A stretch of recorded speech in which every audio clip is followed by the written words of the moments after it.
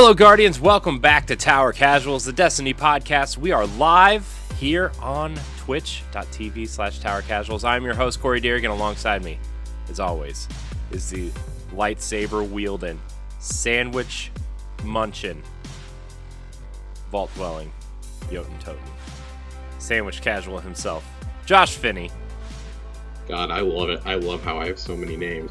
My triumphant return after I took a week for vacation. Triumphant return to Tower Casuals. I hate you. Don't do Corey. it. Don't do it. Don't you do I it. brought something just for Corey, y'all. Don't you do it. Don't you dare. And then Jesus told the disciples, eat this bread in remembrance of me. I hate you so much. I don't know if that's how it goes. I haven't been to church in a while, but I'm pretty sure it has something to do with breaking the bread and getting some Welch's grape juice. It's fine. It's all. I may not have the grape juice, but I do have a Hawaiian barbecue sub from Earl of Sandwich. You know what the real blood of Christ is? Earl of Sandwich barbecue sauce. So funny you should say that, because this has ham, chicken, pineapple, and that Earl of Sandwich tangy barbecue sauce on it. I hate you so much. Dear God, this is so good. There's going to be a close-up on YouTube of that. You just taking a big bite of that. It's fine.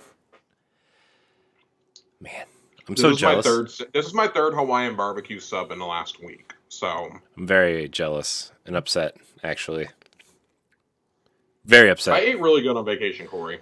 Like, when Earl Sandwich is not the top thing that you've had, it doesn't even I know you sent me the breakfast Ronto wrap, which I also am very upset that I didn't get to eat.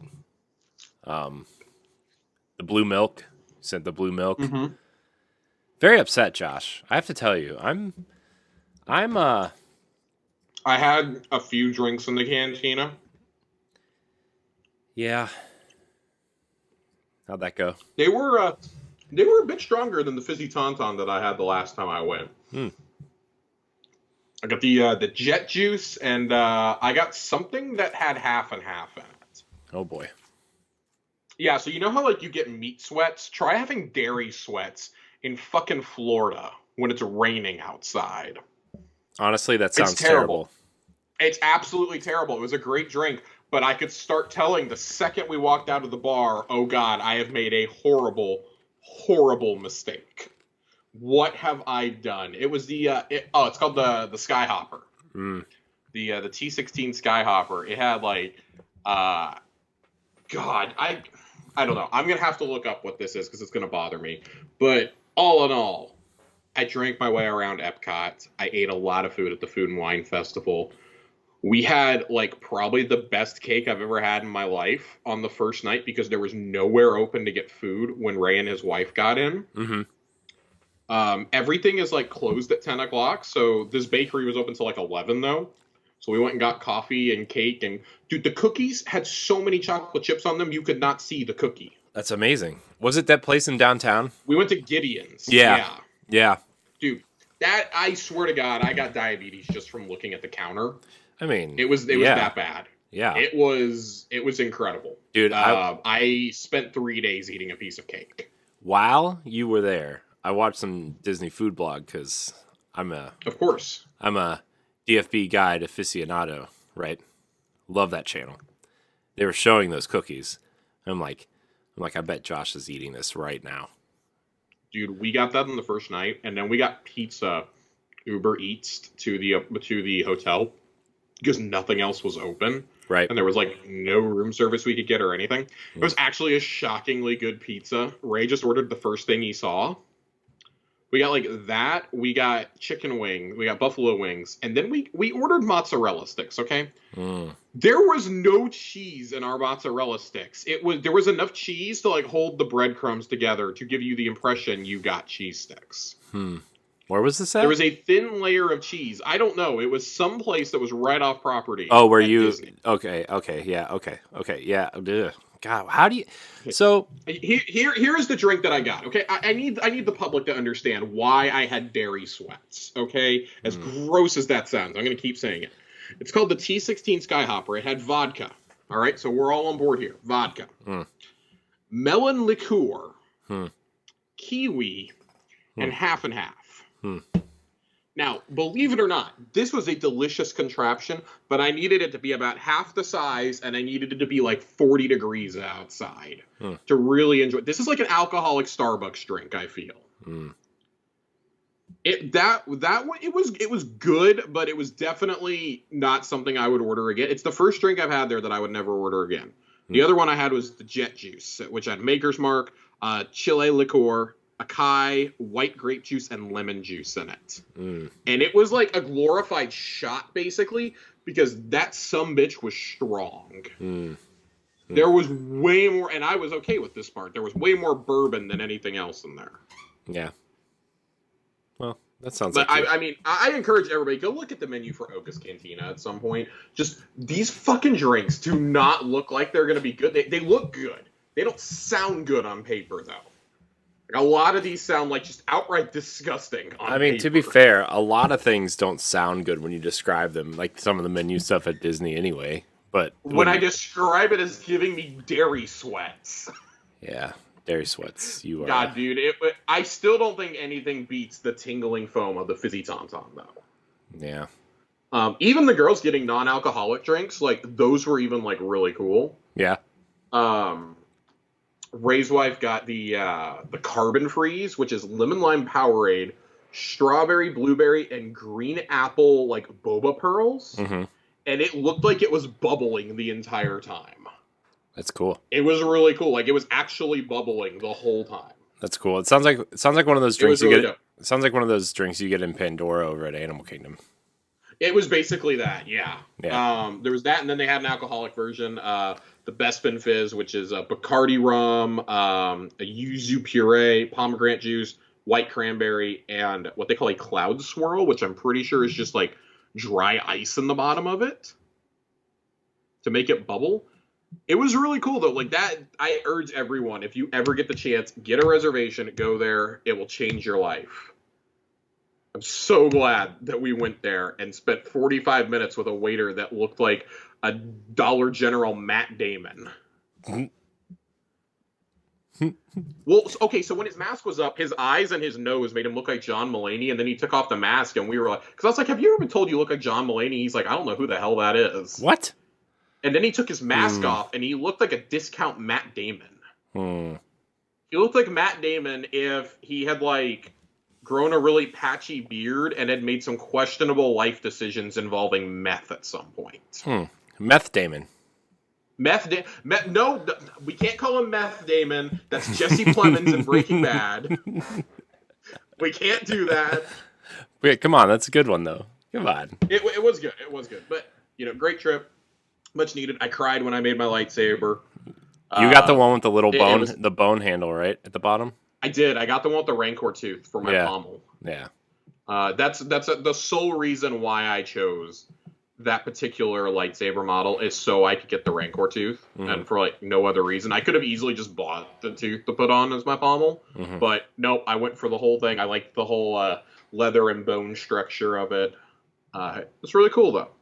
It was cool. Butterbeer was basically cream soda with butterscotch in it. So you guys went to Universal. You guys went to Universal. We went to Universal for a day. It was not worth it.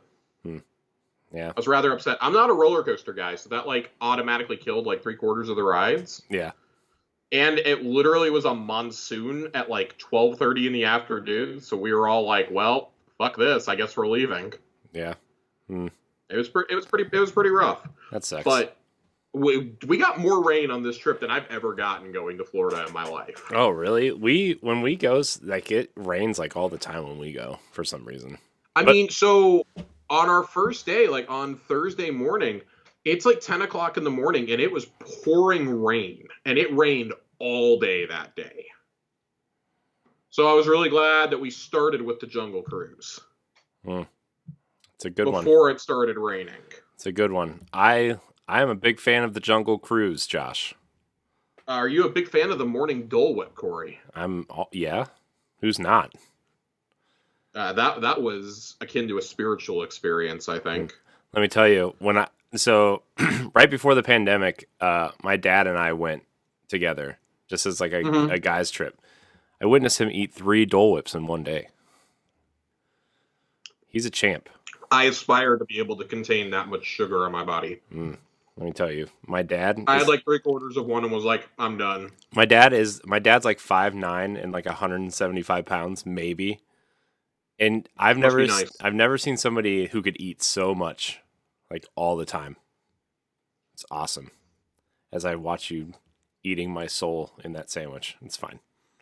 It's fine, guys. I'm sorry. It's fine. This is my dinner. I deliberately saved it to eat it on stream in front of Corey. I know. Oh, man. Well, to be fair. But Corey, a lot happened in Destiny while I was gone. Yeah. I took a really bad week to go on vacation. You did. I actually did a lot of the in-game stuff that I had never done before too, so I was very excited for that. We got a massive Trials refresh. We did some of that. Corey, did you do some dungeons? I did all 3 dungeons, Josh. All 3 dungeons. I'm so proud of you. Was that your first prophecy run? Yeah. So proud of you. Yeah. You did your first prophecy run. I tried so hard to play Crucible on my phone. Yeah, how'd that go? So I want to be honest, it wouldn't have gone that bad. I was talking to Joe about it when I got home, and the thumbsticks need to be raised up a little bit higher on the backbone, I think, to be able to play an FPS. Mm-hmm. Especially because, like, you get to click them down so much in Destiny. Are they better than the Switch's thumbsticks for a handheld? Or are they about the same? I would say yes. I would say they're about on par. I think they have a little bit more maneuverability, which is pretty sad considering these are basically phone Joy-Cons. Right. What really killed me was the triggers because my fingers were so cramped on top of each other back there. Right. The L2 and R2 were so, like, small. And I don't know if you can tell by the everything about me, but I have fat fucking fingers. And the amount of times I accidentally meleeed or threw a grenade when I was just trying to fire my gun or aim down sights was so bad. I felt like sending a message to everybody on my team in Quick Play and being like, I'm so sorry. It was at that moment I knew I could not participate in Trials over the weekend. So, I mean, you could have. Nerd and Joe generously woke up very early for me. On Tuesday, I was on about 7:30 in the morning, and we played a lot of Trials so that I could actually come talk about it. Yeah, I played some Trials this weekend, too. Oh, man. I love Trials. Trials all the way, baby. Our friends John and Max, friend of the show, A1 Johnny, and Max both went flawless for the first time over the weekend. I'm hoping to add to it this weekend. Come on, please give me a Adept Messenger. I'm all in on Trials, though. These changes are beautiful. Bring them to everything. Literally, Saint 14 is the best vendor in the entire game now. I'm not even fronting. Let me focus my Ingrams everywhere, damn it. Let me spend these 30,000 legendary shards that I have. I was real happy because like I guess we'll just jump straight into it. Like with the Trials changes, specifically with Saint, I love that the engrams that you get from him, even if they say they're like 1304, are actually useful because they actually, when you actually decrypt them, when you select what you want, excuse me, I'm burping. They will actually decrypt at 1320. They'll decrypt at that pinnacle. As long as you've hit 1320, I believe, they will decrypt there, which is really, really nice. Because I ignore those legendary engrams that come from Shax, Zavala, and Drifter. I don't pick up the ones that you get for every minor rank. I think it's stupid. They're not worth it to me. Yeah. But with Saint, it's worth it because I didn't have to sit around and wait for Reed's Regret to be in my loot stream, because you will get all 6 weapons throughout the season if you reset your rank with Saint, right? Right now, you get Eye of Soul and Igneous Hammer first, and those are in the spots where you would normally get the Ascendant Shards and the Rocket Launcher or Ornaments. I believe that's how that goes. I love that idea. I think that's great. If you've earned the Adept weapon that is up for that week, you can actually dump all your resources into that. It'll cost you 50,000 Glimmer, I believe 250 Legendary Shards, obviously your Engram, and you have to have done the passage on. You have to have a passage on you. So it's going to cost you a lot, but I mean, for a lot of people who've gone flawless, like that's all you want. You want the Adept versions of these guns, or you want a chance at high stat armor dropping. I think the rewards, like I played for about 45 minutes and already had 4 or 5 Ingrams waiting for me back at Saint. I had gotten some drops. I had gotten a I'd gotten a Pinnacle to drop. I got my second Pinnacle to drop shortly after that. The only one I didn't get was win 7 matches. I ended up with like 5 out of 7, I think, just doing it Tuesday morning. Mm-hmm.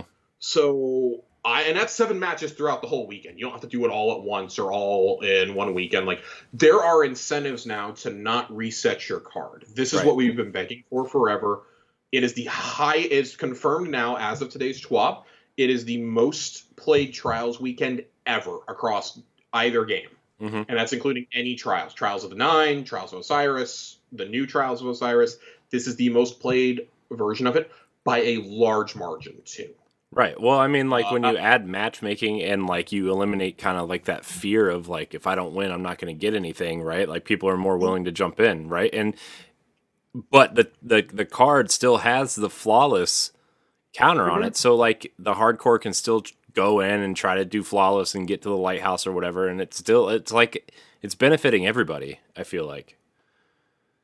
Right. And the 2 different passages that you have access to Mercy and you have access to, I forget what the name of the other one is, but the other one is definitely geared more towards rewards. Yeah.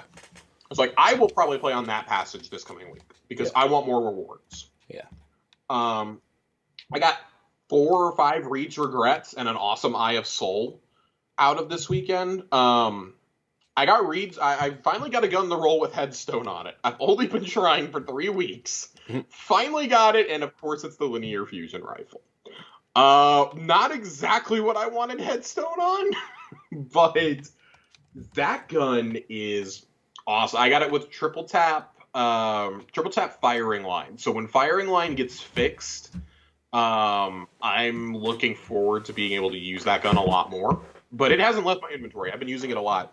Nerd and I were actually talking the other day that it's so wacky that our loadouts this week have been an exotic trace rifle in the primary slot, a fusion in the secondary, and a linear fusion for heavy. Like, what is life right now in this game?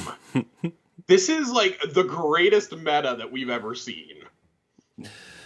Obviously, I'm exaggerating, because, I mean, most of us are running Sleeper Stimulant in that heavy slot right now, right? Mm-hmm. Like, we're all going to Shirochi, we're all farming the Catalyst right now. I'm still the Divinity bitch, but it feels great to have options finally. Like, with these mods, Null Composure is actually worth using now, and with the changes to fusions this season. Like, it was a gun that we all went, LOL, I'm not using that last season. And now it's like, okay, I guess we all need to go get a new one out of collections. I think when you look at how Saint is structured with rewards, though, like, to get back to Trials, how you can focus your Ingrams with him for armor, for weapons, it doesn't even have to be in your loot pool for you to be able to do it. Because like I said, I dumped all of mine, and we all know how it goes. In those early sub-ranks, you're getting Ingrams all the time, right? Yeah. And I think that being able to choose your rewards is so good. Like, for those of us who have been playing and getting the pity bounties forever, and, like, we were struggling to turn in 20 tokens in a weekend, or, you know, we would just get enough to turn in 20 for the weekend and try and get another roll on a gun in our loot pool. Most of us have pretty, like, serviceable rolls, I would say, on most weapons now. Yeah. And then there's been the challenges the last couple seasons where, when Igneous Hammer was introduced, you got one of those for doing your Trials challenge. Last season, it was Shayura's Wrath. This season is surely going to be, they're going to give you a Reed's Regret. How you can do that, though, like, I want to see that. I especially want to see that with Iron Banner, first and foremost. Yeah. Because there's so many things in that loot pool. Like, even if you just use the weapons from Arrivals until now, that is still such a great loot pool. Yeah. And that would encourage so many of us to keep going and playing. Like, let me earn rep with Saladin. We know that that's the next one they're working on, right? Right. Give me that give me it for that, and then overhaul the gunsmith like that too. Yeah. Like, I've been saying for a while on the show that I think that the gunsmith needs to be overhauled to be more in line with how Shax and Drifter were a couple seasons ago. Yeah. And I like that Zavala is like that this season. I think that those are all big wins. Give everybody Ingram focusing, though. Let me spend my resources, my shards, my glimmer. Like, I want to do this because I think for those of us who we want to be raiding, we want to be doing high-end PvP, we want to be doing dungeons, like, this is stuff we want to do. Like, we want to target our loot. Like, I would love to be able to sit down with somebody like Ray who's just getting back in and say, all right, you need to focus all your engrams at the gunsmith on world drops, so you need to focus everything on first in, last out, and get auto-loading Vorpal. Like, you need to do that, because that's still meta for boss damage. Right. Like, I'd love to be able to say something like that. Or imagine you could do, and I mean, we've seen a level of this with the Umbral Engrams, right? Imagine you could go there, and instead of it just being the weapons for this season that you could get double perks on in row 3, let me do some of the Splicer weapons or some of the Chosen weapons by using my currency from this season. Don't make me go earn the stupid currency from that season. This is the catch-up season at the end of the year. Yeah. You know, let me do something like that. What is it? Not Imperial, Threaded Needle, I think, is the linear fusion from Chosen. Yeah. Yeah. The Void linear fusion that we were all like, oh my god, I've gotten like 50 of these, and we were just deleting because they were such dog shit. Now I'm finding myself facing the possibility of needing to go back into Battlegrounds to farm these. Yeah, I have one somewhere. But we look at something, and I think it's great that they tried it with Saint, because you're gonna get the hardcore players in there, right? We were all going to go in there and check it. Those of us who want to play all the time, or who maybe even people who were timid about trials, they're going to look at those changes, especially matchmaking and the shorter round times now, which made a huge difference, by the way. Knocking 30 seconds off each round, it made it so much more fast-paced to me. Yeah. People weren't sitting around waiting on supers to charge. It gave time for some epic comebacks, some great plays. Joe and I were getting a lot of 2 or 3-on-1s. It feels more rewarding than it has in any of the games, I would say. Than original Trials, than Trials of the Nine, obviously, than this Trials that we had up until now. And I can't believe we're saying this. Like, the Trials loot system is how everything should be going forward. Yeah, I agree 100%. I should feel this, like, I like that I have mods that will drop extra weapons for me or give me a better chance at getting... I can't tell you how many empty vessels and third axioms I deleted today doing Vanguard strikes. It was a lot. I would love to be able to go to Zavala. If I see one more empty vessel, I'm gonna scream. And it's double Vanguard week, so I'm playing a lot of strikes right now, which I already don't like doing. Yeah. Well, like, I would love to be able to go to Zavala and you've unlocked the Adept Hung Jury before, and that's what's up this week in Grandmasters. You want to dump like 300 shards and like 50,000 glimmer. I mean, basically make it equivalent to getting an Adept one from Saint. You want to dump that here to get a better roll on it. Introduce some of the Crucible weapons as Adept versions. Introduce a new, I mean, obviously it would require them retooling Gambit entirely, but maybe in the future you bring Gambit Prime back in some way, and you have Gambit Adept weapons as well. Like, there's just so many possibilities for loot now, and I think it all starts with looking at what is success. I have not seen a single person get upset with the new Trials loot system. Not a single person. I like it a lot. I think it's great. I do have a question though. Like, do you have to win round, or I guess I'm kind of confused because I played a lot of Trials and I didn't get drops a lot. Did you go pick up your stuff from Saint? Yeah. You have to go straight to Saint to pick it up. Oh, you have to go to Saint to pick it up. Yes, okay. It works. It doesn't, your loot, as far as I know, like, you have a chance for loot to still drop. Like, I think Eye of Soul was the 3-win drop this past weekend, so I had one of those drop in-game. Well, I had one of my powerful in-game. I only played, like, probably 10 or 12 matches, to be honest with you. And I was just like, I thought the stuff changed, but then, like, now that you kind of explained it, it does. So you have to go back to Saint. You'll have stuff waiting on the rewards track from him, like you would Zavala or Shax. But up there in the corner, your top right corner where your progress bar is for whatever rank you're on, you want to click on all those engrams. Like, those should be waiting for you this weekend. Okay. You should be able to get all those, because I was confused at first too. I was like, I'm not getting drops. People are saying they got Trials Engrams. They will come into your inventory when you click on them as Trials Engrams, and you just focus them at Shax. Okay. Or at Saint, excuse me. Saint. Yeah. Okay. You might be able to do it now. I don't know if you can still access them by talking to him outside of trials being live. It doesn't look like it because I'm at him and it's just like it just says trials of Osiris is not active, and then like it's just everything's blacked out or grayed out. Oh, okay. Yeah, you probably won't be able to pick it up until the weekend then. Well, that's fine. What, tomorrow? Yeah, tomorrow. When this goes live, we'll be back in trials. God, the matchmaking feels good. It feels rewarding. I mean, literally, friends of ours are matchmaking their way to the lighthouse, which is just super encouraging to see. We saw a huge spike in the comp population when this happened back in Shadowkeep 2 years ago, right? We saw a big jump. I mean, I solo matchmaked my way to Recluse and nearly to Mountaintop, right? And it's like, if I can do it, just about anybody can do it at that point. Yeah. Like, if I'm not intimidated enough to go spend an afternoon in comp to earn Recluse, like the best weapon in the game at the time, then y'all shouldn't be either. And I feel that way with Trials now. We can literally, there's no way to make Trials more accessible than it is. Even if you suck, you will still get rewards. It may take you a little bit longer to get there, but you will still get rewards. Yeah. And, I mean, the Trials weapons are some of the best in the game. I mean, you look at... I mean, how many people are still using Igneous Hammer, like, everywhere? I mean, Igneous Hammer has been great for 2 seasons now. Yeah, Igneous, Shayura's Wrath is one of the best PvP weapons since Recluse got sunset. It's basically Trials Recluse. Like, if you get the right roll on it, Reed's Regret, if you get triple tap Vorpal, that is one of the best DPS, and you combine it with some of the new mods in the artifact, that is one of the best DPS weapons in the entire game right now, and it's a legendary. Like, we cannot make it easier for you guys. Like, you've got that, you've got Eye of Soul is still in there, which, I mean, there's better kinetic sniper options, but Eye of Soul is still a really solid gun, I feel.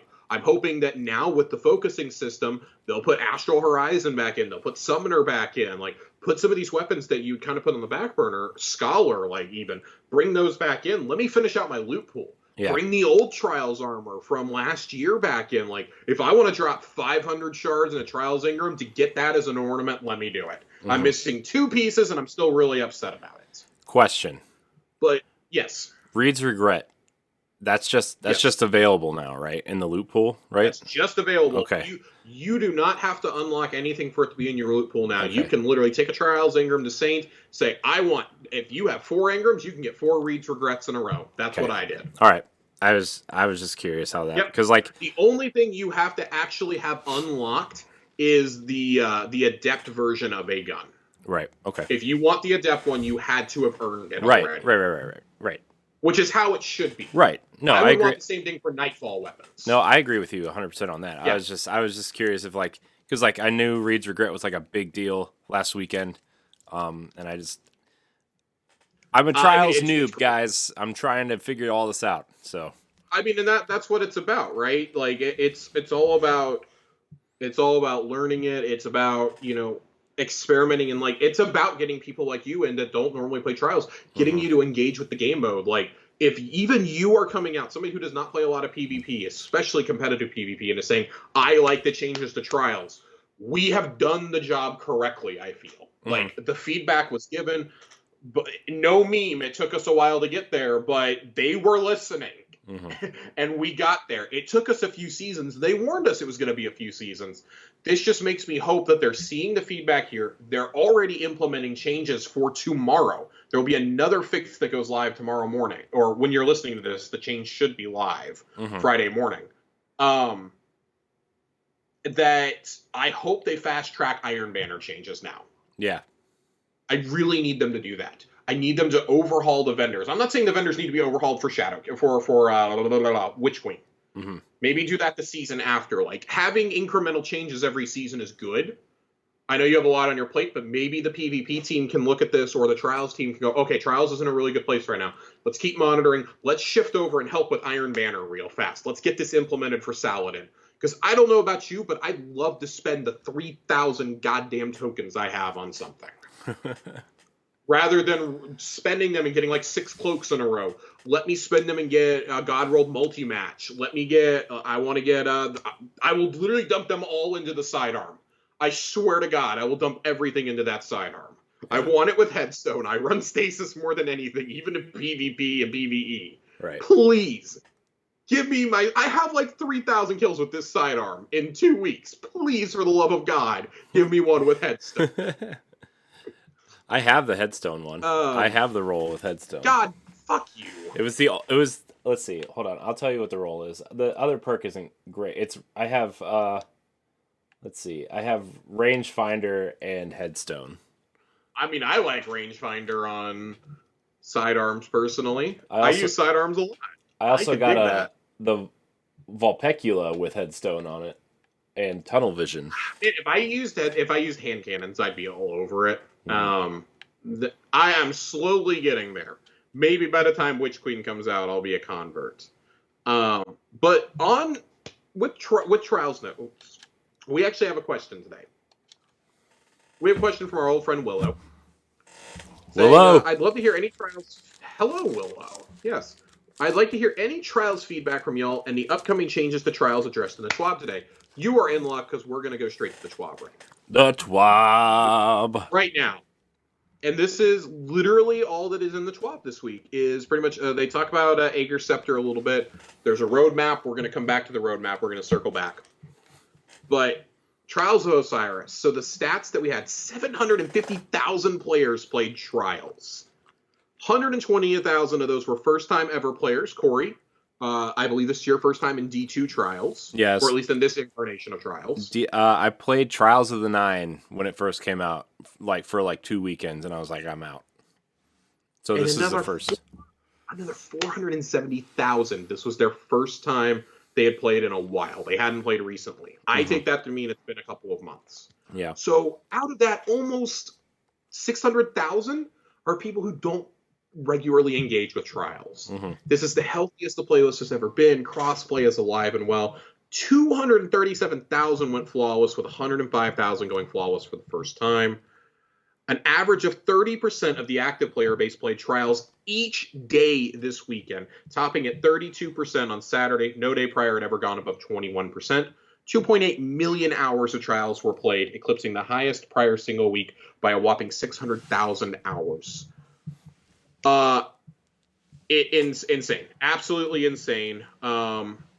Here are the changes that they are going to launch live when you're listening to this. Unless you're watching us live tonight, in which case I love you. Thank you for being here. Thank you for being here.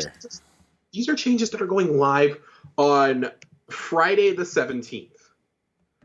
We aren't satisfied with the matchmaking experience for players after 7 wins. Thank you. I heard this a lot from our friends Nerd Generalist. I heard it from Colonel Panic. Heard it from John. Heard it from Max. Heard it from a lot of people this weekend who managed to get the 7 wins. It fucking sucks after 7 wins.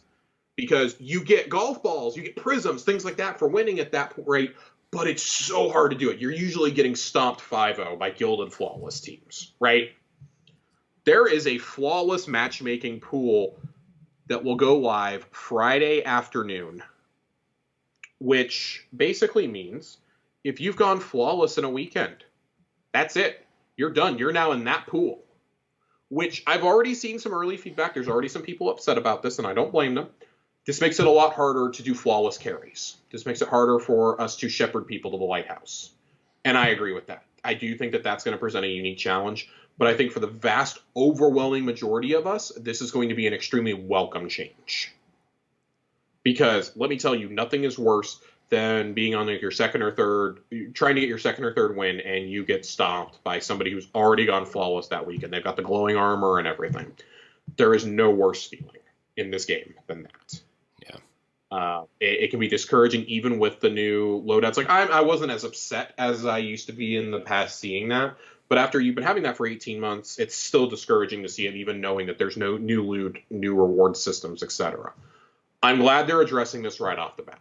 This feels like it was a change that was really easy to do, and I like this. So we're also not happy with the experience of players who have a bad streak of getting repeatedly thrashed 5-0, so we are enabling matchmaking help if someone runs into several blowout matches. Thank you. On behalf of me, thank you. This temporary help mechanic clears up once they start winning again, so don't think someone will cheese a flawless by tanking for a few games, then have a weekend of smooth sailing. And lastly, this was my big one because I had Joe and I had this happen to us a few times. Even on Tuesday morning, we had this happen a couple times. We are enabling quitter penalties that we use in glory playlists, giving you a 30-minute timeout if you quit out of too many games. We're going to be watching this and have harsher plans if players continue to abandon their fire teams. Good. I cannot tell. We had several third people drop, and I mean, even one of the teams we were playing against had a guy who quit out when he realized we were up like 4-2. Mm-hmm. He quit out. Mm-hmm. That's pretty shitty. If you're going into an in-game mode like this, there needs to be a penalty. Like if it's a network connection, and I really hope they have something that if your internet, like my internet likes to give out when I'm streaming Destiny, for example, only when I'm streaming, or when I'm trying to do something on like day one, when I'm trying to do like a weekend one raid, my internet likes to drop like crazy. Mm-hmm. Destiny's the only game it does it in, but it likes to do that. I hope there's something on the back end that says, oh, this was due to a network error and not because the person just flat out quit out of the game. Right. Or went to orbit. Like, I hope there is something there. Like, oh, they had a hard crash. They had contacting servers. Something like that. Like, I hope there is something to distinguish on that, because I've been punished in Gambit, for example, on that. That's why I'm really playing Gambit like the first week or two of a season or an expansion, mm-hmm. because I know I'm going to get kicked at some point, and I don't want to get those penalties. Next weekend, though. So next week, they're already planning another fix for the 24th. First ever Trials Labs Capture Zone Trials. I'm very excited to see how that works. We will be disabling special ammo replenishment on Revive. You'll still get special ammo if you kill somebody or when you start the next round. So no more, if you get revived, you won't have 2 rounds in the shotgun chamber. Mm-hmm. I think this can make you play a lot smarter. Like, you have to think about your loadouts a little bit more, I think, with this. We are also disabling, and I love this right here.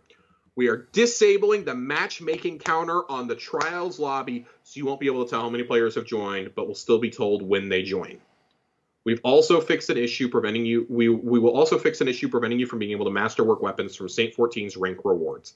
I love this.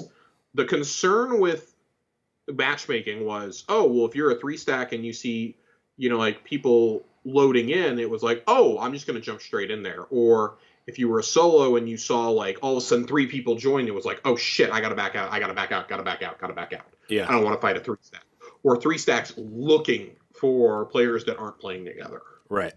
That are already like, double gilded flawless or whatever. Right. Like, right. That's not fun for any of us. Like, go off in your own loot pool. Like, holy shit, just go. Yeah.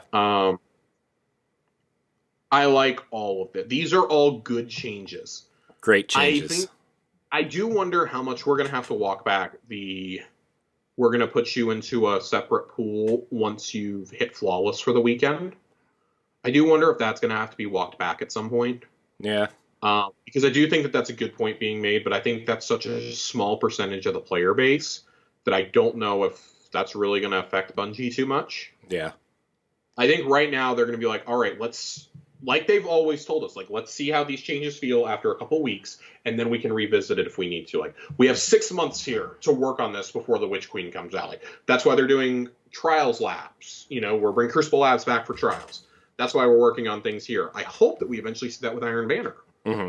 I've mentioned before, like, I want to see Rift. I want Mayhem. I want Supremacy. I don't want Showdown. Like, I want Supremacy. Supremacy would be cool. Like, these are all modes that we had Iron Banner with in Destiny 1. I want Momentum Control Iron Banner. Like, I want SWAT Iron Banner. God, SWAT Iron Banner would be awesome. There are so many things you can do here. I'm so tired of Control after 4 years. 4 years of Control is 4 years too many. I was over it when Shadow started. I'm just apathetic now. I just do it because I'm a glutton for punishment. I feel like, as much as I like Control, don't get me wrong, I think Control is a great mode for Destiny specifically.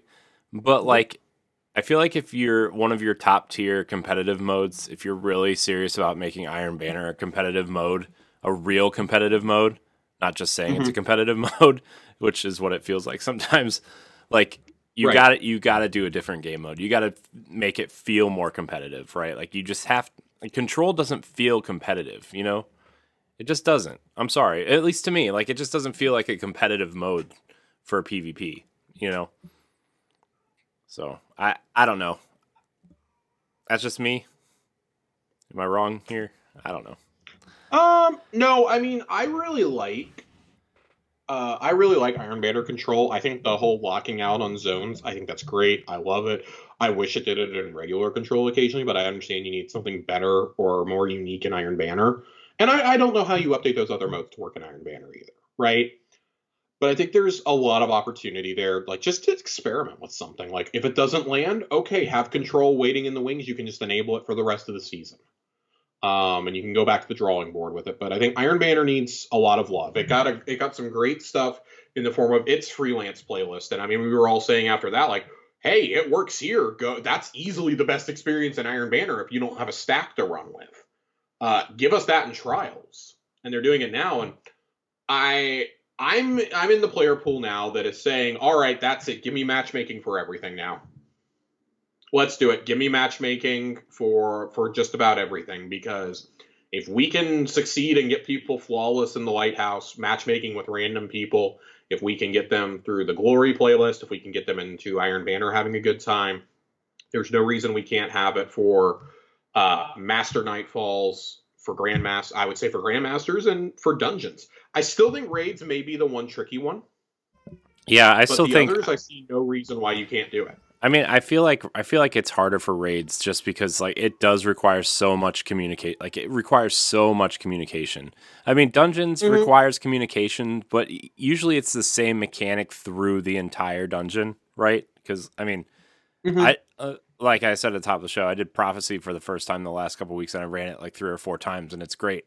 But that mechanic where you dunk the moats it's the mechanic for the dungeon, right? Like you just keep doing Right. it, and like yeah, there's an evolution of it throughout the dungeon, but it's still the same thing. Whereas raid, like every encounter has a different, you know, maybe there's like an evolution of it when you get to the final room, but like each encounter is Usually different. not. So yeah, Yeah, I don't know. I think there's a lot of room for improvement, right? And I like that again. Like I just keep coming back to this. I can't believe that we're holding up trials as the example of what Endgame and Destiny should be like in terms of rewards and everything. I mean, we saw it with the raids, with but the I mean, spoils system. in a way, you should look at trials because it's like the premier PvP mode. It's been their premier mode since D1, right? Like it's like Right. It's largely been a joke for the yeah, last 5 years. yeah. No, I And agree Trials with of the you. Nine, let's not pretend that Trials of the Nine was anything particularly special. Hmm. And then Trials of Osiris, I mean, like some of us tried to will it into existence, but I mean, it wasn't until you started giving us the pity bounty that we would even be like, all right, I guess I'm gonna go suffer through it now. Like, I love that people can go in and like, oh, I haven't unlocked all the armor. Cool. Like, I'm gonna use some of my early unlocks to just get that armor in my loot pool and go transmog a few pieces. Like, Yeah. that's awesome. Like, I sat here and beat my head against the wall to get the helmet and the chest piece. Hmm. In separate weeks. But I'm glad that everyone can have that chance now. Again, like let me earn that D1 Trials armor again, baby. Bring it back. We have Ingram focusing now. Yeah. I imagine there's a limit to how much you can put into those Ingrams too. Which is why, like, I think if you have a whole set of armor and you have like 8 weapons, for example, I think that's a great pool you can let people pull from. Especially in a mode like Iron Banner, where there's several good weapons in Iron Banner. There's great weapons in all of the playlists now, I would argue. Yeah. Like, why wouldn't you want to do that? I mean, like, I know people are still running bottom dollar from Gambit. Like, let them curate it for like. I probably wouldn't give a shit in Gambit right now with the current loot pool in terms of I'm gonna go focus Gambit Ingrams. But I mean, people, they like Survivor's Epitaph over in the Crucible. You like that. You like I like Third Axiom a lot. Hmm. In the Vanguard, I would love to be able to go say, Adept, I don't know, Plug 1 is up this week. If you've earned it before, you can go get it from those Vanguard Ingrams. I would play so many strikes to get guaranteed shots at a god roll of that, to just earn Vanguard Engrams and be able to do it, I would play so many strikes then. Yeah. Because you're still getting the chance in the playlist activity, which I think is key.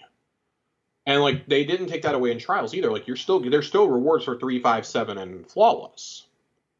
You just don't have a pity bounty to get you that 3-win thing anymore. It's never been easier to get 3 wins because it's just 3 wins in a weekend. It's not in a row anymore. Yeah. It is such a good feeling, though. Like, I'm going to keep gushing about it because this is what Trials needed from the beginning. It may have taken us a lot longer than we wanted to get there. Like, I would have preferred that this realization would have happened, like, at the end of last summer.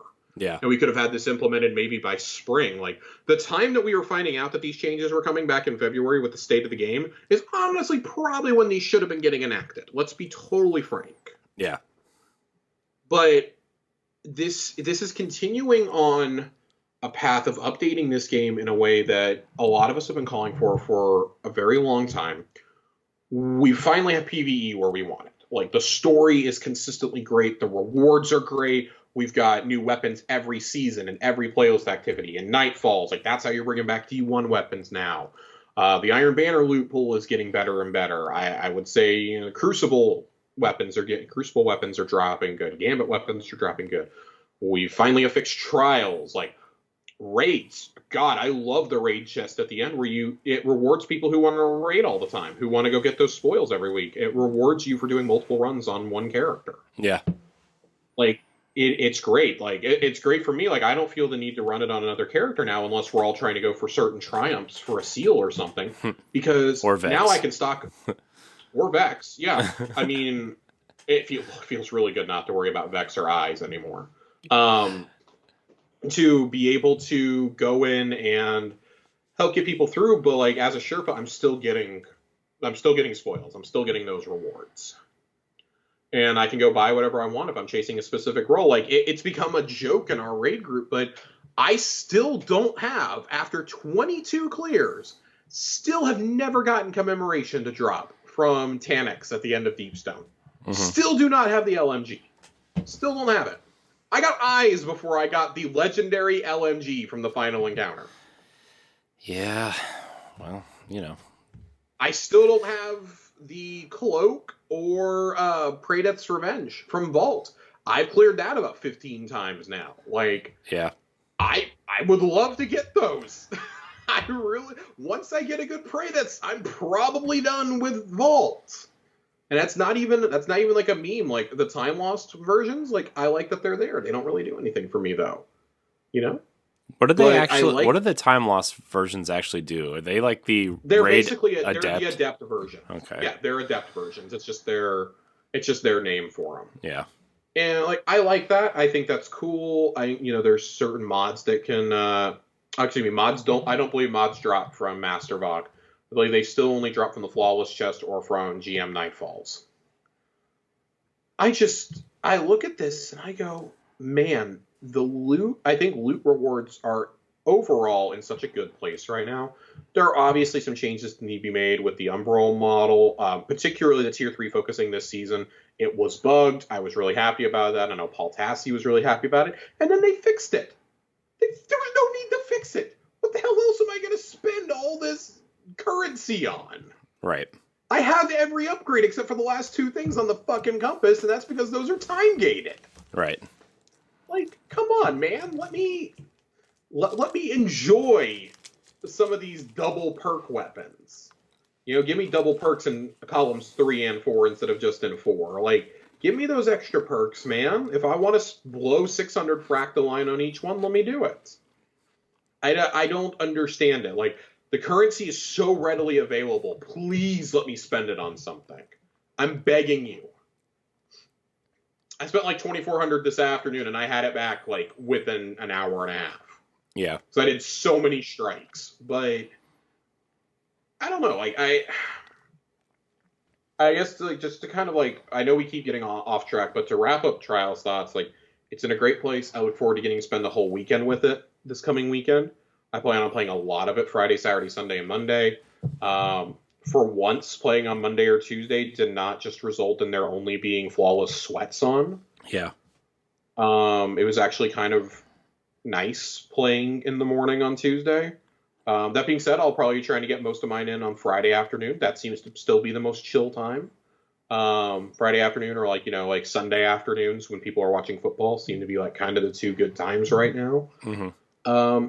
And I look forward to getting some Shayura's Wraths this weekend. Like I have a couple Reed's Regrets I'm happy with. I'd still like Triple Tap Vorpal, but I really want a good Shayura's. I still haven't gotten a really good roll on that yet. It's great. It's great if you want to add. I do think that you're gonna have to add more than one new weapon to the Trials pool each season, though, or you're gonna have to rotate the older weapons back in just to dilute that a little bit. Because I am gonna get to a point with Trials rewards where I'm like, well, I have the God rolls and stuff because I've been banging my dick against the wall for so long in this game mode that I inevitably got some decent rolls on some of these guns. Like, I just don't care anymore. Like, if I go flawless, cool. Like, if that ever happens, awesome. If that happens, I'm spending every single bit of Glimmer I have that weekend to buy every single Adept gun I possibly can. I'm buying like 6 rolls, even if I get a God roll on my first one, just to say, I did it. I was able to do it. Yeah. Corey, any closing thoughts on the Trials revamp? Trials rework? No, I think it's great. I like it. I'm going to play some. He likes it.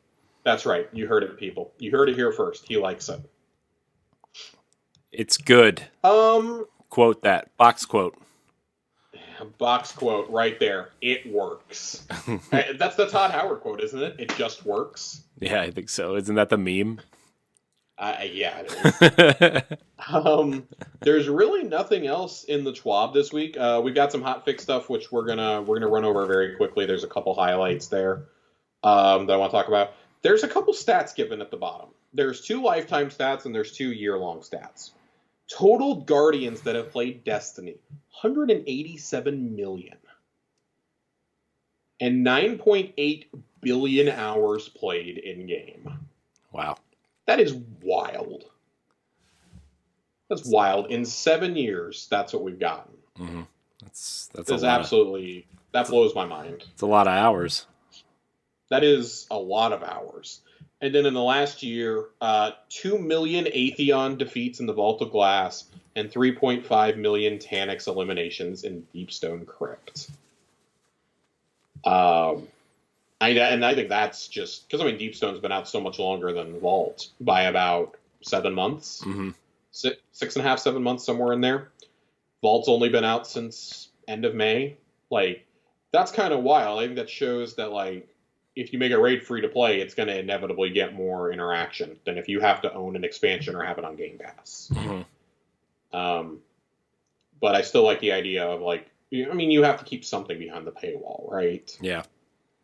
So I'm glad that both raids aren't, like, if it's a reprised raid, it shouldn't be behind there. But if it's brand new, it should absolutely be behind it. Yeah, that was my thought. I was on that.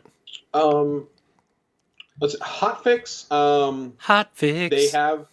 They have fixed the issues regarding. I'm just going to go over a couple real quickly. Worm God Caress and Radiant Dance Machines have been resolved, and they have been re-enabled in all activities. Increase the effect of both the impact and detonation of explosive light on rocket launchers to increase damage by 25%. Fixed an issue where Danger Zone was not functioning properly on rocket launchers.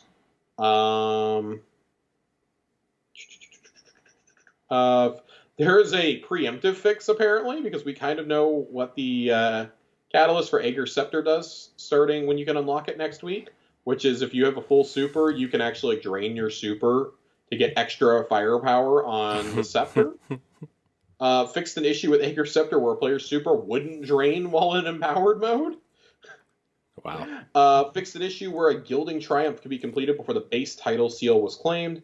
And fixed an issue where the Wyvern Precision Kill objective was not progressing as intended for the Deadeye seal. As soon as I saw they fixed that, I had it, no joke, about 10 minutes later.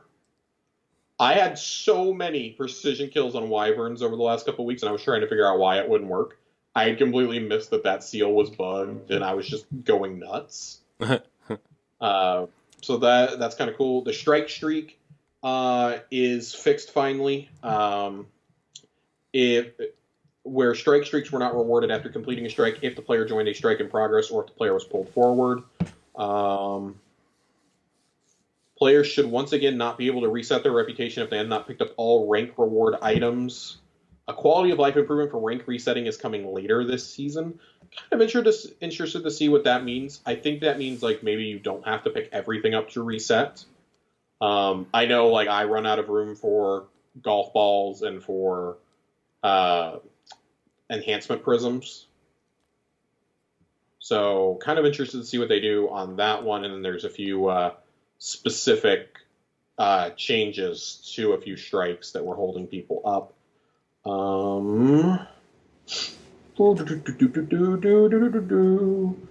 Yeah, I think that's probably about it. Increased score target for Iron Banner control from 125 to 150, matching base control, and adjusted the mercy thresholds in Iron Banner to reduce the number of games that end shortly before they reach the score target. So I'm okay with all this. Like these are changes that need to happen. That was a hotfix that deployed today. Of course, we've got the Trials fix going live Friday morning, and then another one next Friday as well. I like that we're preemptively fixing things, though. Yeah. We're not waiting for the player base to scream about it. It's like, nope, we noticed it from playing it on the first day. Something needed to change. Thank God. Yeah. Oh, yeah. There is a topic this week, though, that is not exactly the greatest of topics, but it is still Destiny adjacent. So we're going to talk about it. No, nobody is being a sex pest this time. Nobody is being a predator in the community that we're aware of this week. Not yet. But, oh God, hopefully never. This morning, Eurogamer posted an article, and I mean, a lot of other people posted it too, but Eurogamer's where I saw it first, where Marty O'Donnell was found in contempt of court over his use of Destiny assets and owes Bungie $100,000 in legal fees. In April of this year, I'm reading directly from Eurogamer. In April of this year, Bungie served the celebrated composer behind the original Halo music with contempt of court papers over videos related to Destiny that were uploaded to O'Donnell's YouTube channel and other platforms. Some of these videos were early musical sketches of what became Music of the Spheres, the much-loved musical foundation for 2014's original Destiny. Contempt of court claim relates to the terms of a prior lawsuit between Bungie and Marty O'Donnell over his acrimonious exit from the company, a lawsuit that O'Donnell eventually won. Bungie says that O'Donnell, who was their veteran audio director until he was fired in 2014, was ordered to return all material related to Music of the Spheres and Destiny and was blocked from sharing or performing it as part of a 2015 injunction. Bungie said all materials includes not just Music of the Spheres in their final state, but all versions, components, and variations of the tracks. That is, all material involved in any way in the creation of the Music of the Spheres and Destiny. Well, in 2019, to summarize, Marty O'Donnell started posting all this to YouTube and to Bandcamp, which is not great. Superior Court of Washington, King County ruled in Bungie's favor. Back in July, the company is unable to comment on ongoing litigation, but pointed to the court's ruling above. O'Donnell has declined to comment when contacted by Eurogamer. The court has now imposed upon Mr. O'Donnell a number of sanctions, including a third-party forensic examination of his electronic devices in order to delete any assets relating to Destiny or Music of the Spheres. O'Donnell must also remove all relevant material from the internet. He's already done this, if you were wondering where all that went from his YouTube channel, which it's funny because I was talking about a friend with us a few months ago. He must also write to any third party he is aware of who also posted the material to ask him to remove it.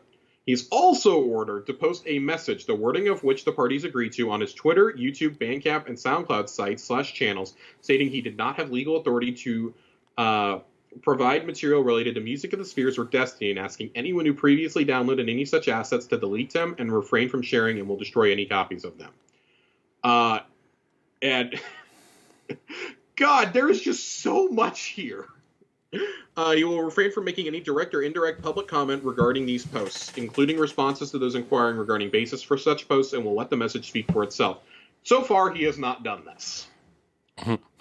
Must pay Bungie all money of any kind he received from the sale of related materials uploaded to Bandcamp, and is ordered to pay reasonable costs associated with contempt proceeding, including attorney's fees and fees associated with third-party examination. These fees are in dispute, with O'Donnell's representatives arguing the near 100,000 Bungie has called for is unreasonable. And And it's just there's so much. Like, he deleted his Twitter account earlier in the year. It was restored, and in a now deleted tweet, he says, "I'm thinking about retiring from the games industry for good." And then in another delete tweet, that he may be forced to shut down his YouTube. When asked why, O'Donnell replied, "Ask Pete Parsons." That was also later deleted. And then on the 4th of June, O'Donnell tweeted to ask his followers to consider buying the soundtrack to Golem, the 2019 PSVR game he worked on at his new studio, Highwire. The money will help with my huge legal bills. Thank you. That tweet does still remain online. Highwire Games is currently working on the controversial Iraq war game 6 Days in Fallujah. That's how the article ends. So, if you're wondering what Marty O'Donnell is up to right now, he's making a game about war crimes, basically. I don't know if that's the right way to phrase it, but that game is, I remember when it first got announced. It's a huge problem. We're not going to talk about the game, but I find it very bizarre that we've gotten to this place with the firing of Marty O'Donnell, that we are still having to relitigate this 6 or 7 years later from when he was fired. Because, I mean, he got fired in 2015, I believe. And the last contributions he had, I think, were on The Taken King. Yeah. If they were even on that. It may have just been, in House of Wolves, it may have actually been the last thing he worked on, now that I think about it. But I was talking about this with Joe earlier. It's wild how much better the music got after Marty left. Yeah, it's definitely taking a turn, I'm going to be honest with you. And it's taken a turn. I mean, don't get me wrong. The music in Halo is top tier music. Don't get me wrong, but I'm not using any of this to say that Marty O'Donnell's bad. No. I know. Yeah. I'm just saying. But the music in Destiny never hit the same way that Halo did until, I would say. See, I come down in a weird place on this, because there are tracks that I think of in Destiny 1, the original menu music, the tower music. Right. I think of those, but I don't think any of those were quite on the level of the Halo theme. I still don't think anything is on the level of the Halo theme. Yeah. That is just simply one of the most iconic pop culture. I mean, when you start hearing that choir, when you start hearing that choir in Halo, you just oh, dude, when you hear the Gregorian chant, it's all over. I'm hyped up. I'm ready to go save the planet. I'm ready to kill some flood. There's no better mode, right? And I've argued over the years, there are a few Destiny tracks that get me really hyped, that are really good. And I think a lot of that's come from Michael Salvatore, who worked with Marty for years and years on Halo. Really, it was his musical partner from the very beginning. Right. He just didn't have the name recognition until now. I think it's really, I bring this up to say that I think it's really unfortunate that there are still issues pertaining to the old guard being let go at Bungie, because we know Marty O'Donnell was unceremoniously let go, and, I mean, thank God his exit wasn't as bad as this, and, has not been public like this. Joe Staten, who went back to Microsoft to go advise on first-party stories and storylines and games. And now Halo. And is now basically saving Halo Infinite. Has definitely reassured the majority of us who have appeared on this show, knowing that he's back. But it's a shame that we have to keep relitigating this over and over and over for Marty. I do hope that this means that Bungie will eventually release Music of the Spheres in its entirety. Because I'll tell you something, I listened to him on YouTube. I think it's gorgeous. It's absolutely beautiful. I think it's some of Marty's best work overall.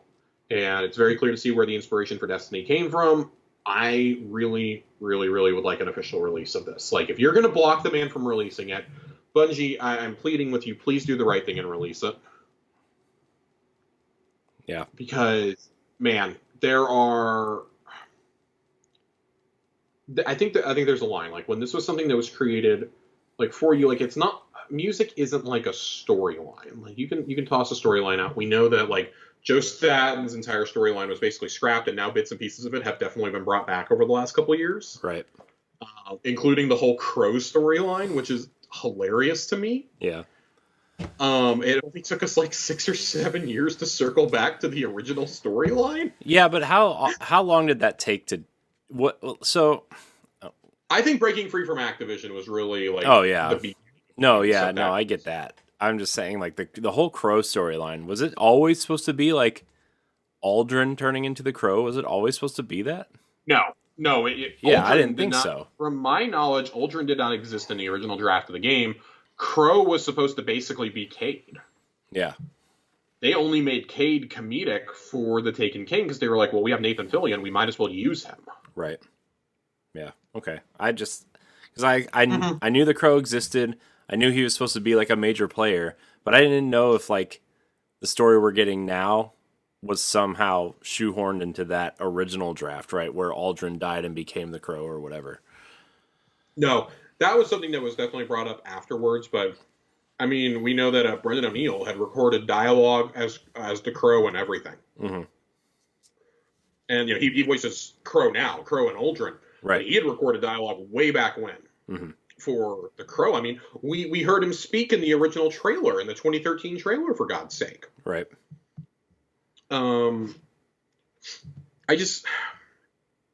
I really hope that things things will never be patched up between these guys. Unfortunately, like any 30th anniversary celebration Bungie's going to do this year is going to be done without Marty, which I would argue, like, when you think of Halo, I mean, like, there's two things you think of. You think of the Master Chief, and you think of the theme. Mm-hmm. Like, so much of Halo's identity, I think, is found in the music. I mean, in the early stages of Destiny 2, like, I remember sitting there going, like, well, the story kind of sucks, but at least the gunplay and the music are cool. Yeah. And that's what really mattered to me, was like, well, at least Marty's still at the top of his game. Like, this may not be as iconic as Halo, but maybe in a few years I'll think of it this way. Yeah. And I still think there's some great tracks in that. And, Into the Taken King and Rise of Iron and all that. And then when Salvatore fully takes over, I think is really when it goes up a step. Oh, yeah. And it's just, it's a shame, because that they're going to do stuff this year. We saw Jason Jones in public for the first time in how many years? Right. During the Witch Queen reveal event, talking about where he thinks gaming is going next. Public, yeah, but it's like our first time that we've heard him speak since that Ryan McCaffrey first talked about with Ryan McCaffrey. Yeah. The guy doesn't do interviews. He's basically a recluse, and I really wish that we could get, him, Marty O'Donnell, Jamie Geismer, a few of these others who like really worked on that Halo trilogy and were huge parts of it. I really wish we could get them talking, like maybe with Luke Smith, who was covering it as a journalist during Halo 1 and 2 for EGM. I really wish we could get them to sit down for a retrospect on the journey from Oni to Halo, from Oni to Halo 3 or something. What was that 8 or 9 year stretch like? Right. How do you go from doing a game that Rockstar published to being owned by Microsoft? To be fair, Rockstar wasn't an RTS to an FPS. To be fair, Rockstar wasn't the Rockstar that they are now, though. At that time, no, they wouldn't attain that for another year. Yeah, they would become that with Grand Theft Auto 3, and then Vice City is what kind of cemented that, right? Are you sure it wasn't State of Emergency that cemented that? No, I think it was Manhunt and some of those other choice games. But it's really a big bummer that we're probably never going to see these guys who were, like Joe Staten, even, who was the cinematics director. We're probably, you might see him talk with them, but you're almost certainly never going to see Marty talk ever again with these guys. And that's, as a fan, selfishly, that really bums me out. But, this is a guy who's been in the industry in the music and in the entertainment industry for how long? He definitely knew what they told him not to do, and he still did it. And that's what, it's kind of hard to have sympathy, I think. Why? As callous as that seems, it's hard for me to have sympathy. Why did he get fired? I don't really remember why he got fired. I would have to go and. If we don't have that information, it's not a big deal. I was just curious because, I never really. Because I remember he got fired, but I don't even really remember why he got fired. So. He said he was terminated without cause on April 11th, 2014. That's just wild. Yeah. I don't know that we ever truly got the actual explanation behind it. I'm reading a Eurogame article from 2016, and I don't think that we ever really got that. But he implied that it was due to Bungie leadership. And I feel like it probably came from up top, but also that I think Activision probably had a hand in this. Mm-hmm. That was back when they were like, no, you need to scrap the entire story and things like that, which is just absolutely wild. I'm not sure. Yeah, I tried to look it up, and now it's just talking about the lawsuit now. So, do what? I trying to look it up, but it just keeps bringing up the lawsuit that he's going through now. So, I know that the 2013 debut of Destiny at E3 at Sony's E3 was kind of the straw that broke the camel's back for Marty because none of that was his music that was used there. That was all Activision. And so I want to read exactly what he says here. We had a tact agreement with the fans that when we show the fans something, we're showing them Bungie's work. There are some trailers we agree will be outsourced. The plan was not to have the official E3 trailer be outsourced or worked on without us being super intimately involved, which would have meant, at a minimum for me, our actors, our writing, our music, our sound design, and our mix. Certainly, we have no problem partnering with outside creative groups to assist us, but that wasn't what Activision wanted to do on the trailer. They felt they had the business and contractual right to make those decisions. At that point, I felt we were pretty unified, Marty says. I thought we had to make it abundantly clear to our fans this particular piece was made by Activision and not by us. I didn't know how to say that in a way that probably would have been anything other than messy, but I didn't think it was my job to figure out a way to sell that. I just thought it was the right thing to be truthful with the fans. I thought this Activision trailer can go up all over the internet, that's fine, but doesn't need to be on the front page of Bungie.net. That was the beginning of the end. And I mean, he did tweet out on June 11th, 2013, to be clear, the official Destiny E3 gameplay trailer was not made by Bungie. It was made by the company that brought you Call of Duty. That is just crazy. I mean, this is a super long article. Yeah. It seems like him being upset with Activision. I think it started out with him being upset with Activision, and it just like kind of grew. Yeah. Well, it probably went like he was upset at Activision. He got kind of mouthy. Activision went to Bungie and said, "Hey, you got to control this." And then him and the higher up started, that's well, I mean, he was on Bungie's board at the time. Yeah. Because here he says it says the tweet may not have made much of an impact on social media, but shook the foundations of Bungie.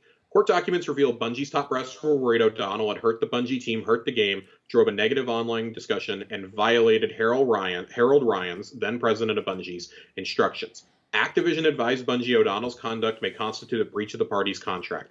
There was also a suspicion that O'Donnell was more focused on publishing Music of the Spheres than taking the best interests of Bungie into consideration. The other board members were not happy. Activision wasn't happy. My friends at Bungie were like, well, of course Marty was going to do that. Was that a surprise to anybody? I just thought it was a small thing to do to say, hey, this wasn't something we were happy about, and that's what happened. Tensions were running high leading up to the 2013 reveal. And there's just so much here. And it basically all exploded the week before E3, which is crazy. Again, this is several pages long. I encourage y'all to go read it. I read this probably 4 or 5 years ago for the first time, but it's kind of crazy. I mean, it seems like in this he wanted to really move on, but it kind of came back. And to kind of wrap up my thoughts, like it feels like he kind of brought this last part that we heard about today on himself. Like this is squarely on Marty. He knew what he was not allowed to do legally. Yeah. And he did it anyways. Like, I cannot imagine there would have been a problem with him going to Bungie and saying, hey, I know that I burned some bridges, but, the Activision deal is gone now. Like, I would like to partner with you guys on an official release of Music of the Spheres. I consider that to be, one of the pinnacles of my work. I would like to work with you guys on an official release. You guys can do it through the Bungie store. Maybe we can give maybe we can give all the money to charity. I don't think Bungie would have said no to that. Mm-hmm.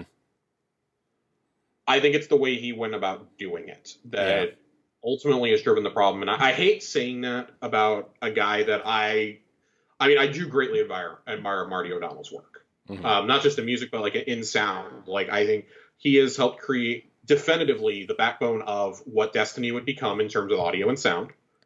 and really helped shape the feel of that early Destiny 1 universe. But, I mean, Halo's not Halo without Marty. Right.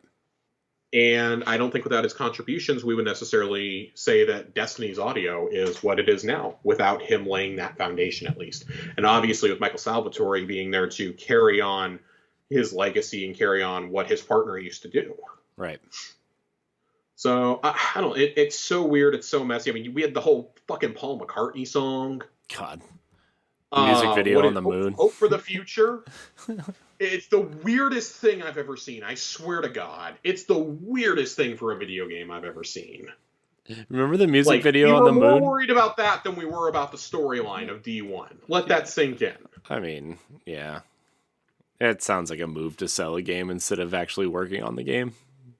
To be fair. So. I don't know, but that's a really sticky story. I'm sure there's going to be more by the time we record next week. Maybe we'll update you in a few weeks, however this goes. I hope I'm able to come back on the 30th anniversary and say, hey, we're getting it released as a 2 LP set. I'm buying the vinyl. What if they release it as the dungeon music for the Loot Cave dungeon? If the Paul McCartney song is not in the dungeon, we have systematically failed as a civilization. No, I hope Paul McCartney is sitting at the end of the dungeon where the chest is, and he's playing the song while you open. I hope the chest. him and Zur are doing the slow dance emote together. Oh God! Can I do a Congo line with Paul McCartney in the dungeon? These are questions I need answered. I need somebody. Cosmo, DM me, man. We need to talk. Oh man, it's good times. Any final thoughts on this story before we move into Ager Scepter really quickly before Lore Corner? No, it's a sad situation. I wish it would have happened. I wish things would have happened differently, but it is what it is, I suppose. So that's it. Ager Scepter, man. So you haven't done this. You haven't finished the quest yet. I was really enjoying the quest until the slog in the middle, right? Like, oh, gotta go, do this, do that, do the astral alignment or crap, and like, I don't know, man. God, I had to do 5 of those to get my stuff done. I lost will to live after that. I've done 2, and I'm at 74%. So that's where I'm at. And I was like, I got A, it's 11:30. I should probably go to bed. And B, I can't do this astral alignment stuff right now. I'll probably do it while I edit the show, honestly, but So I'm going to save most of my thoughts for next week because I want to talk about it when we have the full gun in front of us because I feel like the catalyst really completes it. Mm-hmm. But I think right now, if you are able to pair that with a really good fusion mm-hmm. and a good linear fusion, like, God, you're going to have an awesome time. Like, when I was running the Revenant subclass, I have the aspect that creates the shards, just like this gun does when you get final blows. Mm-hmm. They give you your abilities back. I cannot emphasize how many throwing stars I had at any given time. Yeah. I was just constantly using abilities, throwing grenades. They were just feeding into each other. Mm-hmm. And it felt good. It felt really, really good. I like the weapon a lot. I think it's unique among trace rifles. It needed to be because Cold Heart and Prometheus Lens basically do nothing. Let's be honest. Mm-hmm. Same with Wave Splitter. Like they're 3 guns that probably could be just legendaries nowadays. Yeah. Instead of year 1 exotics like they were. But Ruinous Effigy, Divinity, and Ager Scepter all feel truly unique. And especially this with Divinity, I feel like these 2 have definitive purposes mm-hmm. in this game. I think Ager Scepter is going to be used for a long time. Like, I can't wait to go into the Crucible with this mm-hmm. once we have the Catalyst. And I forget to use my super a lot. Yeah. But I would like to pair this with my stasis abilities. Pair this with... I joked that I may have a reason to run Arc Staff mm-hmm. in Crucible now because I like using those grenades and I like using that melee, but I don't like the super. Let me drain my super and get some more power into this, especially Iron Banner is coming up. I think Momentum Control is back next week. This gun's going to be used by everybody in Momentum next week, and I can't wait for it. Yeah. It's going to be a blast. I want to say, so I want to say that really quickly. I want to save most of my Ager Scepter thoughts for next week. Yeah. I want to talk about it once we have the Catalyst in hand. We have the full gun in hand. We've had a few days with it. We'll both have it unlocked, and God willing, the Catalyst isn't too hard to unlock, and I'll actually have it by Thursday. We do know that's going to be a random drop from Astral Alignments, so I'm prepared to go do 1 million of those again just to get the stupid Catalyst. Great. It's a random drop from there? Mm-hmm. It's a random drop from the end chests. Gross. Yeah. Oh, sorry. Super gross. It's so gross. I hate that so much. Oh my gosh! And you're gonna have to waste your that currency on that second chest too, aren't you? Well, at least that's only 100. It's not charging me like fucking 500 like the Engrams do. I know, but still, it's like God. Yeah. It's the principle of the matter. Yeah. Yeah. Let's go to something that's not gross though. Let's go to Lore Corner. All right, Lore Corner, Josh. It's my favorite time of the night. So we're going to read from the Ripples book again. It's the seasonal book you get from listening to the radio conversations in the Helm. This first one is Risen from Bones. Kelgarath, Knight Champion of Death, kneels before his shrine of bone in the fog-ridden depths of the Ascendant Plane. Soulfire recedes into the ground around him. He places his forehead against the shrine, smudging a freshly bloodied sigil of Xivu Arath. He has added so many layers, but this is the first time the blood is his own. He does so to show his devotion, to reject the heretic sister, to pledge himself anew to war. The Ascendant sky churns around him and he breathes deeply. It's his first breath of this life. He looks to the shrine before him, every vanquished contender ground to meal and packed between skulls to cement them in place. Trinkets of conquest and old spent weapons adorn the shrine from base to apex. He looks to them as he prepares to face his adversary. An empty ghost whose core he had gifted to defected Scarlet Wizards. Its guardian had ended him many times, but he is Kelgarath, and through battle he is reborn. No guardian can escape him, for they are heralds of death, and he swims in their wake. His eyes drift to another conquest, crystalline implants torn from the forehead of an awoken Techian. He hunted her through the ley lines for 3 days, tracking her by the stench of her fear. When he found her, she brought the Ascendant Plane down on him. He did not fall for this trick twice. He caught her again with his next life, and the Techian's final words echoed in his thoughts. I still see the flecks of scarlet in your chitlin. How quickly you abandon your witch queen.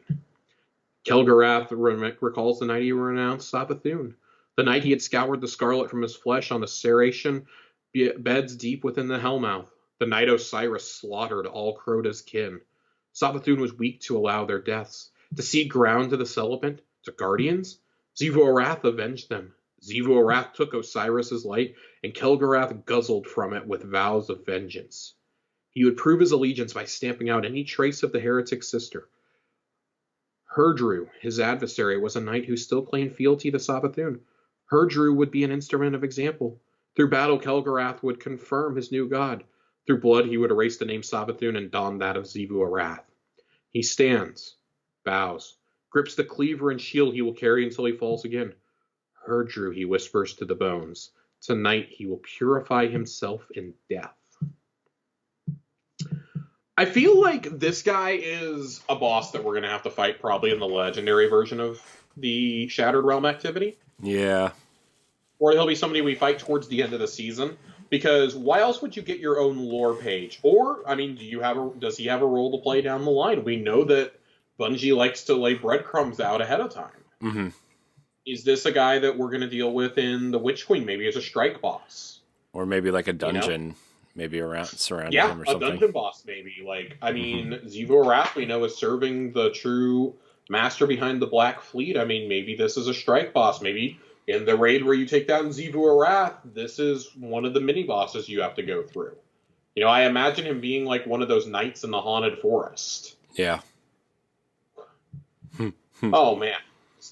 We'll talk about the Haunted Forest real fast after all this. So we did skip the calendar. Yeah, it's fine. I mean, yeah, the Haunted Forest. It's gone. Entry number 4, Art.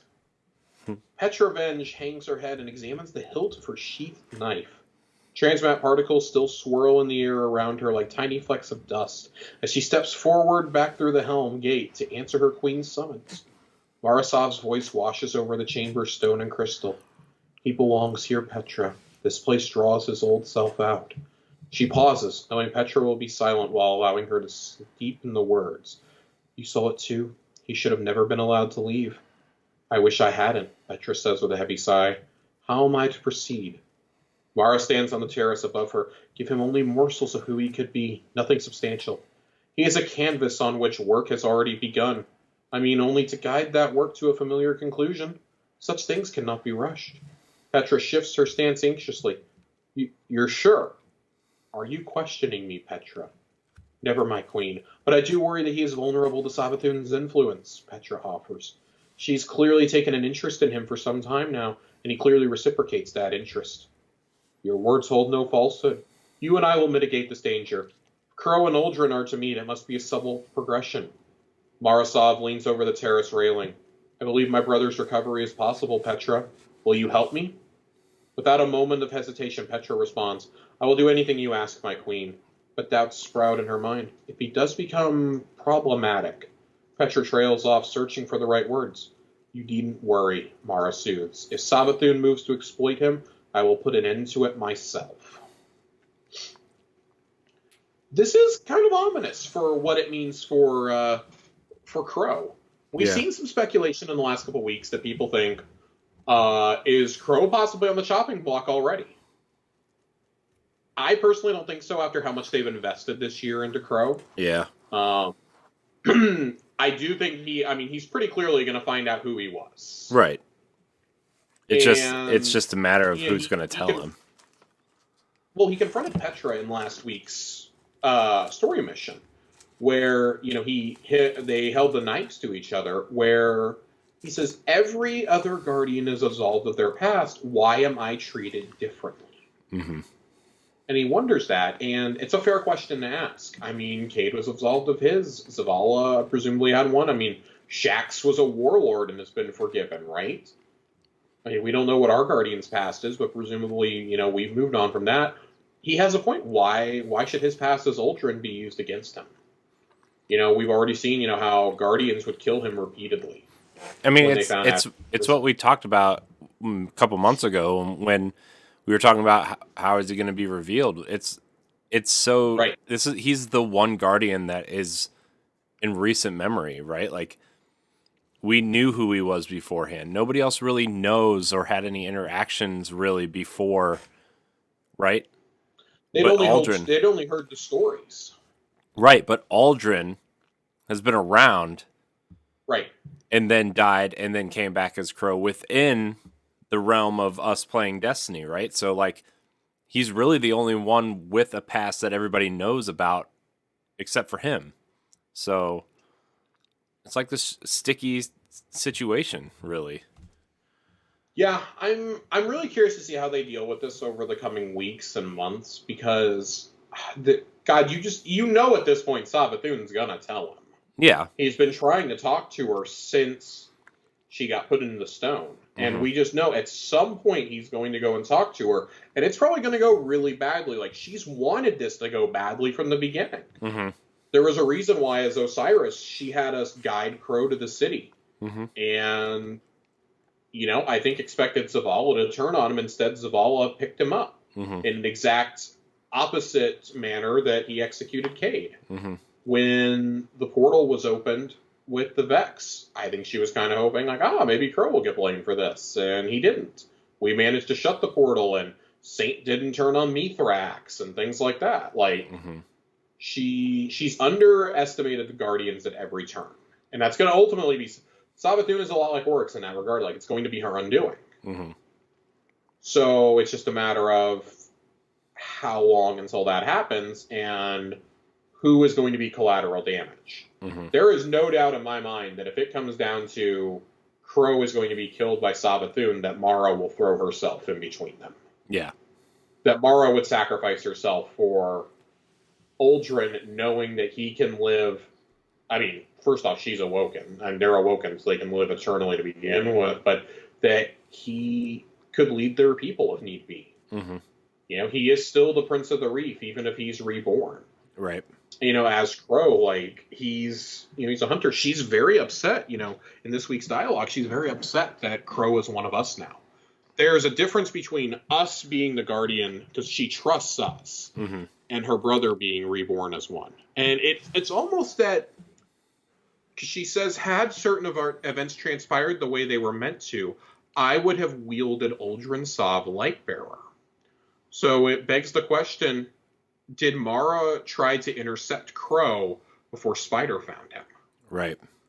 Or before we came into contact with him? Like, basically, it's essentially like, once we came into contact with him, that was it. Like, when she found out he was resurrected, did she try to go find him before he became a quote-unquote in the fold of the Guardians, or before Spider found him to be exactly? Yeah. Yeah, that would have been an interesting turn, too, because, like, oh, well, you had... Like, she could have just explained to him, oh, you're my brother, this is what happened, this is what we went through together, but now you're a light bearer or whatever. I mean, kind of manipulative, but also, like, fair, I guess, if you're trying to be expected. Yeah. I mean, there's probably nobody who understands the line between light and dark better than Mara Sov. Yeah. Basically being, she was the second of the Awoken, but she's the queen. And I mean, I do think at some point we're probably going through the portal to the distributary. We just are, flat out. Now, whether that's to bring forth the rest of the Awoken or what purpose that serves, I'm not sure. But it feels almost certain that we're going to go through that lapse in space-time at some point. And when we do that, is it by the side of Mara and Uldren, or is it just us, Petra, and Crow going? Is Mara still there? Like, we still don't know what she was off doing this whole time. She just said she was gathering allies for the coming war. Right.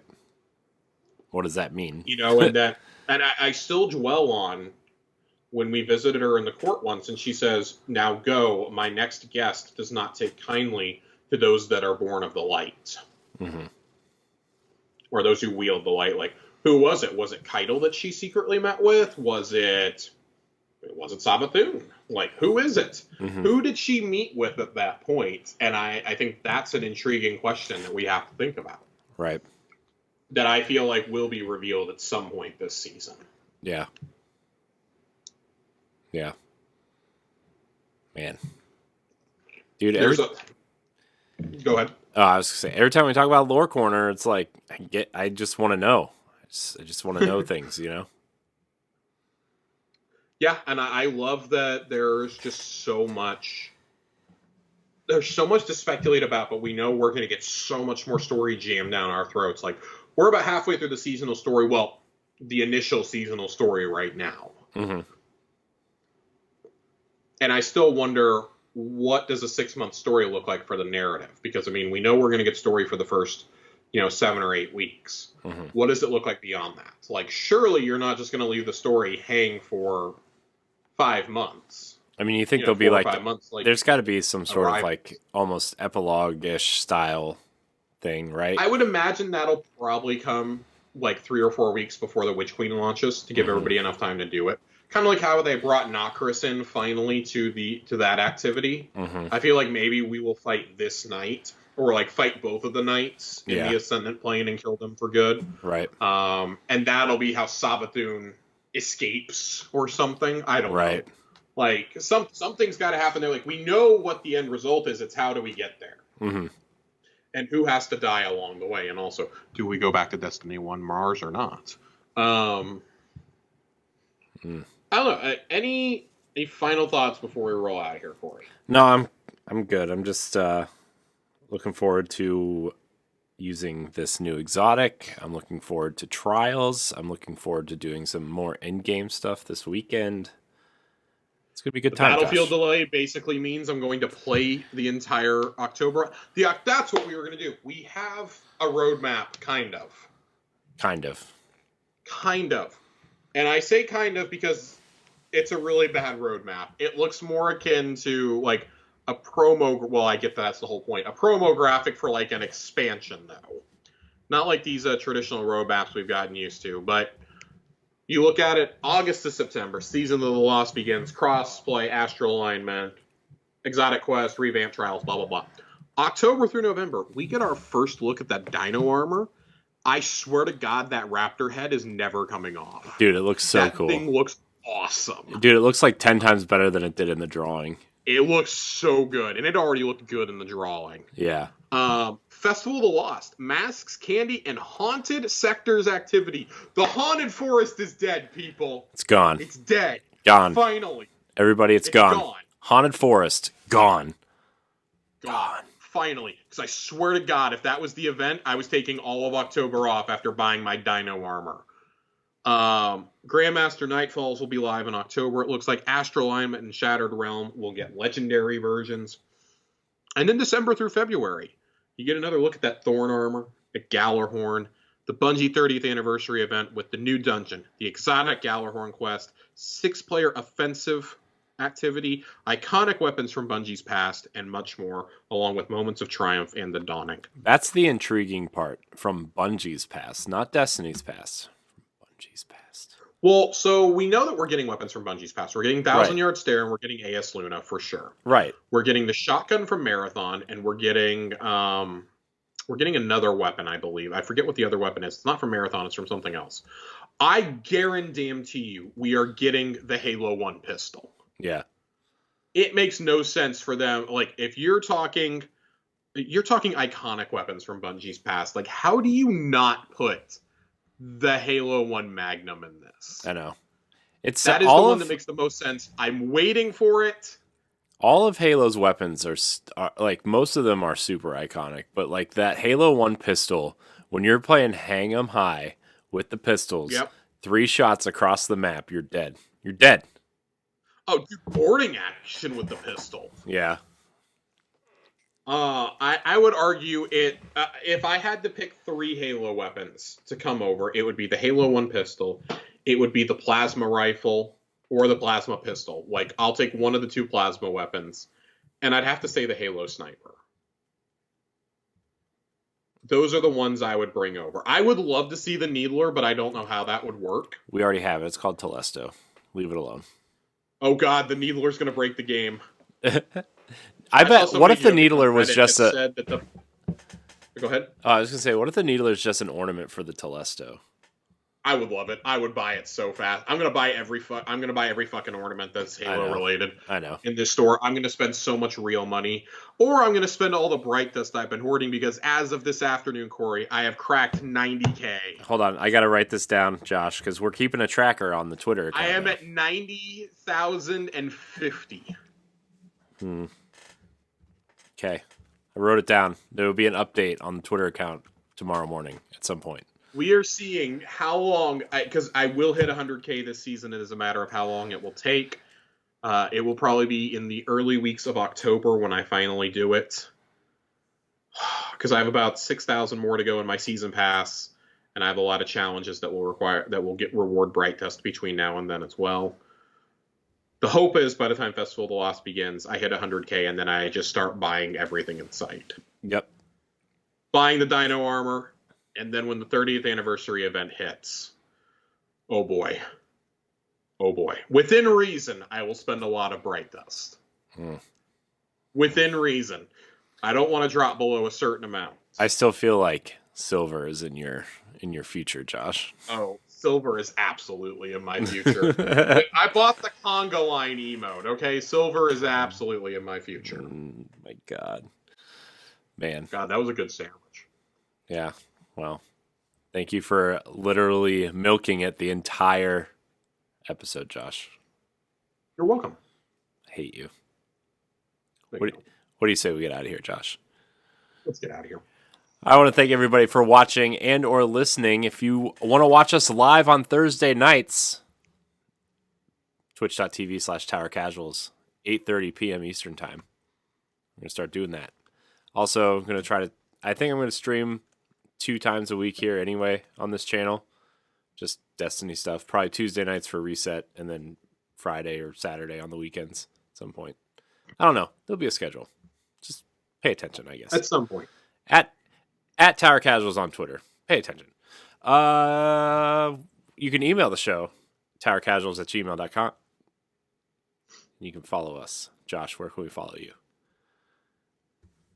Twitter, @Josh_Finn, 2 N's. Also, making my return to Twitch, same screen handle. Planning on playing some Deathloop on Saturday. I hear it's good. I hear good things. I hear very good things about it. I'm very excited. I'm very excited to watch you play it. So you can find me at I am Corey in HD on Twitter. You can find me hosting this very show and doing cool things on the internet. Thank everybody for watching and or listening. We will see you next week. Goodbye, Guardians. Bye-bye. Bye-bye now. See you next time.